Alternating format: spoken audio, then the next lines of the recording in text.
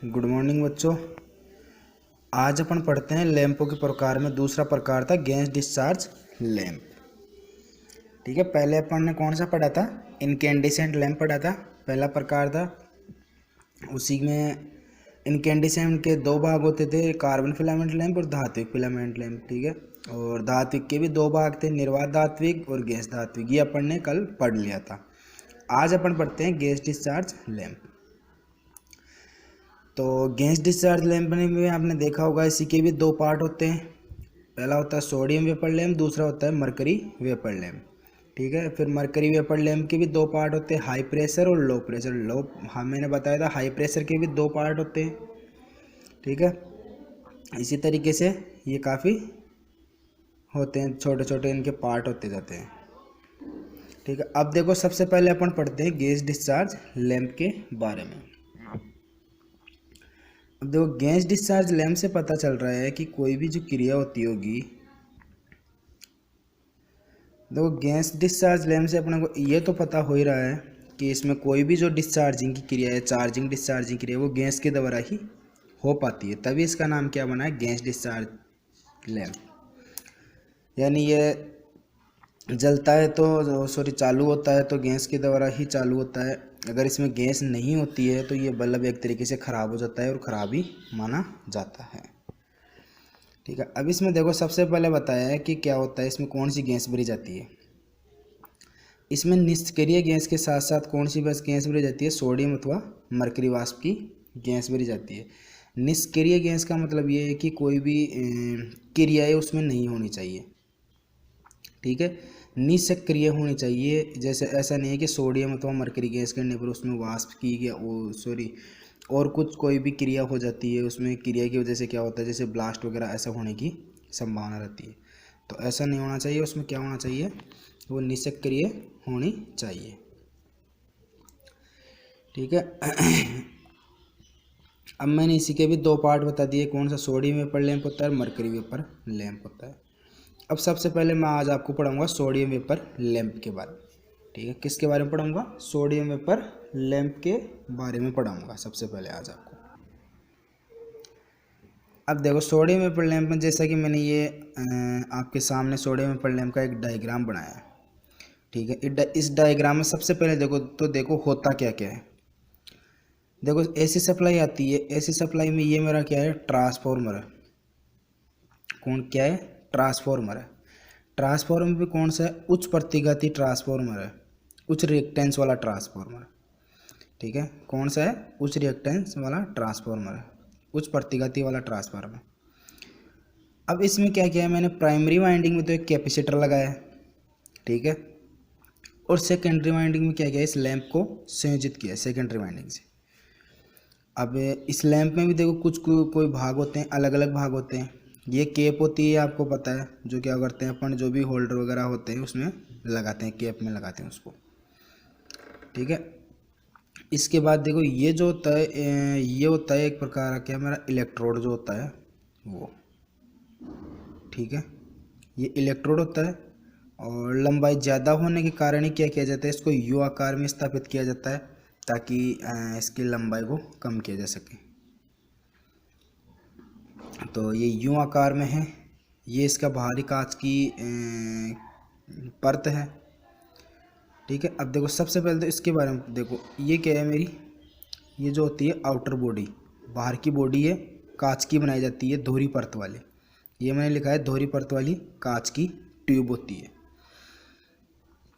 ठीक है, इसके बाद ये देखो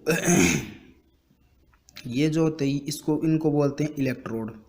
इन इलेक्ट्रोड के मध्य देखो यहाँ जो ये गैप छोड़ा है, कुछ ना कुछ ऐसे क्या होता है, गैप छोड़ा जाता है यहाँ। तो ये कौन सा है मेरा? ऑक्साइड आलेपित इलेक्ट्रोड है। ये जो इलेक्ट्रोड होता है उसके ऊपर किसकी परत चढ़ाई जाती है? ऑक्साइड की परत चढ़ाकर ये इलेक्ट्रोड बनाया जाता है, इसीलिए इसको कौन सा इलेक्ट्रोड बोलते हैं अपन? ऑक्साइड आलेपित इलेक्ट्रोड बोलते हैं। ठीक है, समझ लो, समझ में आया? कोई ज़्यादा कोई बड़ी बारी बात नहीं है इसमें। लैंप के बारे में आपको समझ में आ जाना चाहिए, बाकी तो और छोटी मोटी रामायण है इसमें, जो मैं पीछे आपको आगे जस्ट बताऊंगा इसके बारे में। तो इसमें देखो पहली चीज़, दूसरी चीज़ ये हो गई कि ये जो इलेक्ट्रोड होता है वो ऑक्साइड एल्फिद से बनाया जाता है, इसके ऊपर ऑक्साइड की परत चढ़ाकर तैयार किया जाता है इसको, इसलिए इसको कौन सा बोलते हैं अपन, ऑक्साइड एल्फिद बोलते हैं। ठीक है, ये निर्वात का मतलब ये है कि ये जो ट्यूब होती है दोहरी परत वाली, एक परत तो ये, दूसरी परत ये, दोहरी परत वाली है, इनके बीच में इसको क्या रखा जाता है, निर्वात रखा जाता है, यानी किसी प्रकार की कोई गैस नहीं भरी जाती है। अब इसमें कौन सी गैस भरी जाती है, सोडियम क्रिस्टल व नियोन गैस भरी जाती है। ठीक है, कौन सी गैस भरी जाती है इसमें, सोडियम क्रिस्टल व नियोन गैस भरी जाती है यू आकार के ट्यूब में। ये यू आकार के ट्यूब है, इसी में इसको भरा जाता है। ठीक है, यहाँ तक तो पार्ट के बारे में कोई दिक्कत पार्ट के बारे में मेरे हिसाब से कोई दिक्कत नहीं होनी चाहिए, आसानी से समझ में आ जाना चाहिए कि ये इसके पार्ट होते हैं। ठीक है, अब आगे जो इसी के बारे में थोड़ा बहुत है कि जैसे किस तरीके से ये काम करता है, क्यों करता है, उच्च रिएक्टेंस जो पर ट्रांसफॉर्म होता है ये वाला, वो क्यों लगाते हैं अपन, क्या काम करता है, ये कैपेसिटर को जो लगाया है कैपेसिटर क्यों संयोजित किया अपन ने। ठीक है, ये आगे जस्ट अब बता रहा हूँ मैं आपको कि किस किस तरीके से अपन इसको काम में लेते हैं। ठीक है, जैसा कि मैंने बताया कि यू आकार के सिरों पर, ठीक है, यू आकार के सिरों पर क्या था, दो ऑक्साइड एलिफिड टंगस्टन इलेक्ट्रोड थे जो यानी कि जो अपना वो था बल्ब था, लैंप था, उस लैंप में दो इलेक्ट्रोड थे। एक तो जैसे यहाँ यू आकार की जो ट्यूब थी, उस यू आकार के ट्यूब में दो इलेक्ट्रोड थे स्थापित, तो वो किसके होते थे, ऑक्साइड एलिफिड टंगस्टन के इलेक्ट्रोड थे।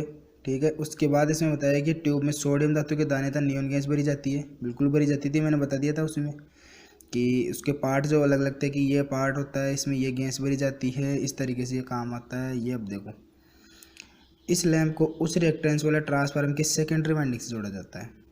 बताया था किस लैंप को किससे जोड़ा जाता है, उच्च रिएक्टेंस वाले सेकेंडरी वाइंडिंग से जोड़ा जाता है, जो प्रारंभ में अर्थात चालू होने पर क्या करती है, लोड रहित अवस्था में दोनों इलेक्ट्रोड के बीच लगभग कितनी वोल्टेज उत्पन्न करती है, 380 से लेकर 450 वोल्टेज विकसित करता है। अब जो उच्च रिएक्टेंस वाला ट्रांसफार्मर था, उस प्रतिघाती ट्रांसफार्मर, उसका काम क्या था कि जो भी वोल्टेज थी, कितनी वोल्टेज, ऐसी कि 230 वोल्टेज आ रही थी, तो 230 वोल्टेज को किस वोल्टेज जो बना रहा था, 380 से लेकर 450 वोल्टेज में विकसित करता है। सबसे पहले जब वो लैंप अपना चालू होता है, तब जब लैंप को चालू किया तब कितनी वोल्टेज विकसित कर दी उसमें, 380 से लेकर 450 वोल्टेज विकसित कर देता है। ठीक है, ये उसका क्या होता है, सबसे पहला काम होता है। अब ये विकसित करने के बाद उसमें क्या होता है कि जो गैस होती है नियोन गैस, वो क्या होती है, उच्च वोल्टेज के कारण जो उसमें इलेक्ट्रॉन होते हैं वो डिस्चार्जिंग प्रक्रिया होने लगती है। उन इलेक्ट्रॉनों में क्या होती है, नियोन गैस में उच्च वोल्टेज के कारण क्या होते हैं, इलेक्ट्रॉन डिस्चार्जिंग प्रक्रिया होने लगती है, जिससे लैंप क्या होता है, प्रकाशित होने लगता है, यानी रोशनी करने लगता है। इस तरीके से वो क्या करता है, रोशनी उत्पन्न कर पाता है। और जब तक अगर उसमें डिस्चार्जिंग क्रिया नहीं होती है तब तक क्या होता है, कोई किसी प्रकार का रोशनी नहीं दे पाता। और वो कब दे पाता है, जब अगर उच्च वोल्टेज मैंने विकसित की है, उच्च वोल्टेज विकसित की है, कुछ क्षण के लिए हो पाती है। ऐसा नहीं है कि रेगुलर ही बल्ब जलता रहता है तब तक ही चालू रहती है। उसको केवल और केवल यहाँ मैंने पहले लिखा है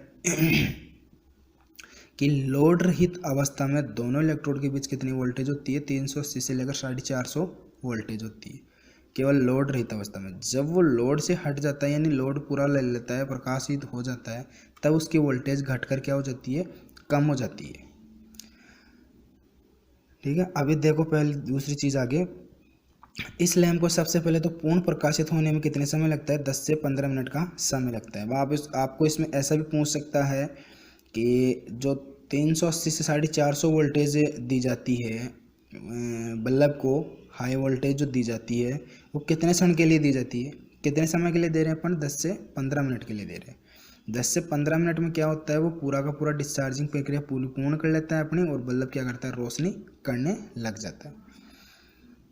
ठीक है, इस तरीके से क्या करते हैं अपन, उसकी चालू प्रक्रिया करते हैं। और लैंप जब पूर्ण प्रकाशित होने लगता है तो लोड घट जाता है उसका। ठीक है, आ गया कि जैसे जैसे लैंप पूर्ण प्रकाशित होने लगता है या हो जाता है तो लोड घट जाता है और घट कर कितना रह जाता है, और ट्रांसफार्मर की रिएक्टेंस उच्च होने से कितनी वोल्टेज पर रह जाता है, 110 वोल्टेज पर रह जाता है। ठीक है, उच्च प्रतिघाती ट्रांसफार्मर का मतलब ये है कि ये एक बार वोल्टेज जो घटा भी रहा है तो दूसरी बार वोल्टेज जो क्या कर रहा है, कम भी कर रहा है। घटा तो कब रहा है, जब वोल्टेज जब लोड जो होता है ज़्यादा रहता है तब, यानी लोड ज़्यादा कब रहेगा, जब बल्ब बंद रहेगा तब। यानी उसको पूर्ण प्रकाशित होने में कितना समय लग रहा है, लोड जब 10 से 15 मिनट के लिए क्या दी जाती है, 380 से 450 वोल्टेज दी जाती है लोड रहित अवस्था में। और जैसे ही ये अपनी पूर्ण अवस्था प्राप्त कर लेता है, यानी पूरी रोशनी प्राप्त कर देता है, तब क्या हो जाता है, उसकी ट्रांसफार्मर की वजह से रिएक्टेंस उच्च होने से क्या हो जाता है, घटकर वोल्टेज कितनी रह जाती है, 110 वोल्ट रह जाती है।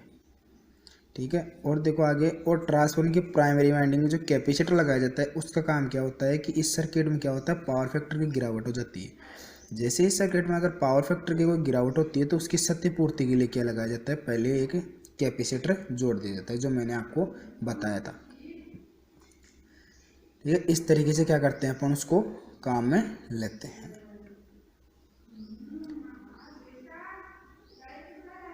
तो ये क्या करता है, जो कैपेसिटर का काम ही यही होता है कि पावर फैक्टर की क्षतिपूर्ति करना। पहले मैंने बताया था, आपने पढ़ा भी होगा। जहाँ कैपेसिटर का एक बात आ जाती है, कैपेसिटर लगाया क्यों जाता है, कैपेसिटर केवल इसीलिए लगाया जाता है कि पावर फैक्टर की क्षतिपूर्ति करने के लिए लगाया जाता है। अब देखो इस लैंप की क्षमता वगैरह की कितनी क्षमता होती है, कितने घंटे तक कार्य कर पाता है, ठीक है, किस किस वाटेज में बनाया जाता है, और जो गैस भरी जाती है वो किस तरीके से उसको बल्ब को स्थापित किया जाता है, कहाँ प्रयोग किया जाता है, लाभ हानि क्या है, ये देखो आगे। सबसे पहले विशेषता बताया है। विशेषता में क्या है कि ये लैंप देखो, पहले तो इसकी वाटेज क्षमता बनाई है कि ये किस वाटेज क्षमता में बनाया जाता है, 45 वाट, 60 वाट, 85 एवं 140 वाट वाटेज क्षमता में बनाया जाता है। कितनी वाटेज क्षमता में बनाया जाता है। अब आपको ये पूछ लेगा कि ये लैंप किस वाटेज क्षमता में बनाया जाता है। आपके सामने जैसे कोई भी ऑप्शन आ गया, 40 से लेके 140 वाट, 45 से लेके 140 वाट तक, 45 वाट, या आ गया आपके पास मान के चलो 85 से 140 वाट, या आप उसी में आपको आ गया उपरोक्त सभी। तो आपको उपरोक्त सभी नहीं करना है, उस समय आपको क्या करना है, 45 से लेकर 140 वाट वाटेज क्षमता में बनाया जाता है। ठीक है, अब देखो इसकी दक्षता, इसकी दक्षता कितनी होती है, 40 से 50 ल्यूमेन प्रति वाट उत्पन्न प्रकाश उसका कितनी होती है, इसकी दक्षता 40 से 50 ल्यूमेन प्रति वाट होती है। इतना प्रकाश ये क्या कर पाता है, उत्पन्न कर पाता है।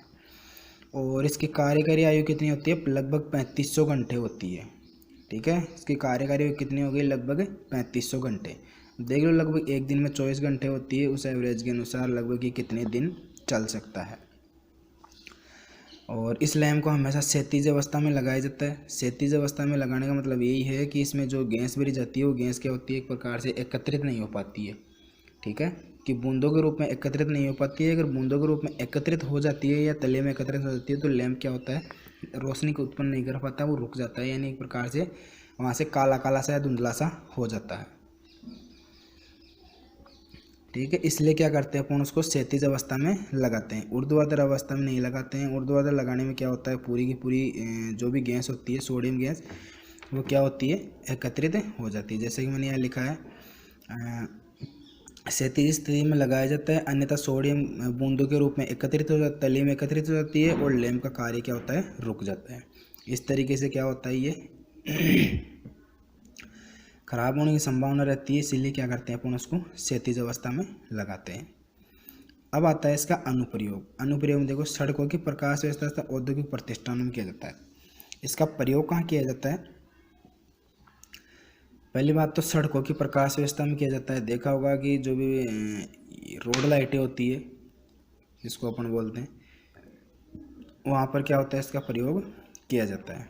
दूसरी औद्योगिक प्रतिष्ठान हो गए, वहाँ पे भी क्या अपन इसको प्रयोग करते हैं। ठीक है, इस तरीके से क्या करते हैं अपन इसका प्रयोग करते हैं। अब इसमें कुछ पॉइंट से लाभ हानि के जो क्या थे, इम्पोर्टेंट थे, इसलिए मैंने आपको यहाँ लिखा है, बताया है। सबसे पहले देखो इसके लाभ क्या होते हैं। सबसे पहले बताया कि इसकी दक्षता क्या होती है, उत्तम होती है, यानी दक्षता उसकी क्या होती है, बढ़िया होती है। कितनी होती है, तो लगभग 40 से 50 ल्यूमन प्रति वाट होती है। ठीक है। दूसरी चीज़ इसमें पॉइंट बताएगी, ये ले ब्राउन आउट होने पर तत्काल पुनः स्टार्ट हो। ब्राउन आउट होने का मतलब ये है कि रोशनी जब भी खत्म हो जाती है, ठीक है, सूर्य जब छिप जाता है, काला हो जाता है, तब क्या होता है, ये लैंप पुनः स्टार्ट हो जाता है। इसलिए यहाँ क्या लिखा है इसने, ब्राउन आउट। ठीक है, आ जाएगा समझ में, कोई दिक्कत नहीं है। ब्राउन आउट के जो नाम आया उसी में कोई प्रॉब्लम वाली बात नहीं है। केवल यही है कि जब भी अंधेरा हो जाता है उस समय क्या होता है, ये पुनः स्टार्ट हो जाता है। और होते ही लैंप पुनः स्टार्ट। ऐसे रोड से लाइटें लगाई जाती है सड़कों पर, उसमें सिस्टम कर दिया जाता है कि चिप वगैरह लगा दी जाती है, जिससे क्या होता है वो रोशनी जैसे ही ख़त्म होती है उसके ऊपर नहीं डलती है, तब वो क्या होता है, पुनः स्टार्ट हो जाता है। अब इसकी हानि बताइए मैंने कि मोस्ट थी जो देखो क्या होती है हानि में। इसमें देखो सबसे पहले बताया कि सोडियम खतरनाक सामग्री होने के कारण वह क्या होती है, हवा के संपर्क में आने पर दहन कर सकती है। सोडियम एक खतरनाक धातु होती है, ठीक है, खतरनाक सामग्री होती है। इसीलिए क्या होता है, अगर अपन उसको हवा के संपर्क में रख देते हैं, ये थोड़ी बहुत भी हवा के संपर्क में आती है तो ये क्या होती है, दहन करने लगती है, इन्हें जलने लग जाती है। इसीलिए क्या करते हैं अपन उसको हवा के संपर्क में नहीं रखते हैं। इसीलिए उसके पहले ही देखा था कि दो कांच की दोहरी परत वाली कांच की ट्यूब थी, वो निर्वात रखी गई थी, और उसके अंदर भी एक यू प्रकार की दूसरी ट्यूब स्थापित की गई थी। उसी में क्या किया गया था, ये गैस वगैरह भरी गई थी। इसीलिए क्या की जाती है, इसकी सेफ्टी अधिक रखी जाती है। ठीक है, तो आज के लिए इतना ही। केवल सोडियम वेपर लैंप ही पढ़ाऊँगा, कल मरकरी वेपर लैंप पढ़ाऊँगा, क्योंकि मरकरी वेपर लैंप में क्या है कि जैसे दो प्रकार अलग है, फिर उसके बाद भी उसके तीन होते हैं। उच्च मरकरी वेपर लैंप, पहले बार तो मरकरी के दो होते हैं, उच्च मरकरी वेपर लैंप और निम्न दाब वाला, और उसके बाद जो उच्च दाब वाला वो भी 3 प्रकार के होते हैं। इसलिए थोड़ा लंबा पड़ेगा, एक दिन की क्लास में पूरा ये पढ़ाना पड़ेगा मेरे को। ठीक है, तो आज के लिए इतना ही। ठीक है, लाइक कमेंट ज़रूर करें। ठीक है बच्चों।